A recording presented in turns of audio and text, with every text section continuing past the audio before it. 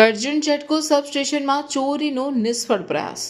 તસ્કરોએ પથ્થરમારો કરતા ગનમેને પોતાના બચાવ અર્થે ફાયરિંગ કર્યું. એક ચોર ઘાયલ અને 2 રંગે હાથ ઝડપાયા. વડોદરા જિલ્લાના કરજણ ખાતે જેટકો સબસ્ટેશનમાં ગત રાત્રે ચોરીનો પ્રયાસ કરનાર તસ્કરો અને સિક્યુરિટી જવાનો વચ્ચે ભારે અથડામણ સર્જાઈ હતી. ઘટનામાં સિક્યુરિટી ગનમેને આત્મરક્ષામાં ફાયરિંગ કરતા એક ચોરને ડાબા હાથમાં ગોળી વાગી ઈજા પહોંચી હતી. 2 તસ્કરોને સ્થળ પરથી કરજણ પોલીસે ઝડપી લીધા.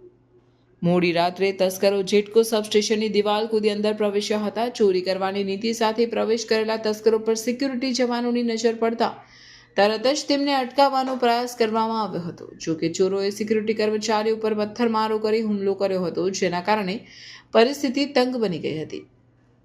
ચોરોના હુમલાના જવાબમાં ફરજ પર હાજર ગનમેને આત્મરક્ષા અને પરિસ્થિતિ કાબૂમાં લેવા માટે ફાયરિંગ કર્યો હતો.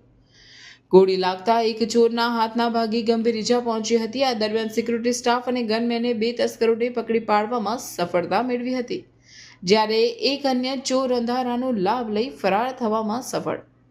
ઘટનાની જાણ થતાં જ કરજણ પોલીસ તાત્કાલિક ઘટનાસ્થળે પહોંચી પોલીસે સમગ્ર મામલાની તપાસ હાથ ધરી અને ઘાયલ થયેલા ચોરને સારવાર માટે વડોદરાની SSG હોસ્પિટલમાં ખસેડવામાં આવ્યો હતો. હાલ તેની સારવાર ચાલી રહી હોવાનું જાણવા મળે છે.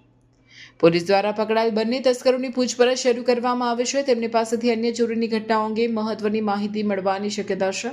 ઉપરાંત ફરાર તસ્કરની શોધખોળ માટે પોલીસે કાર્યવાહી શરૂ કરી છે. પોલીસે સમગ્ર ઘટનાને લઈને વધુ તપાસ ચાલુ રાખી છે.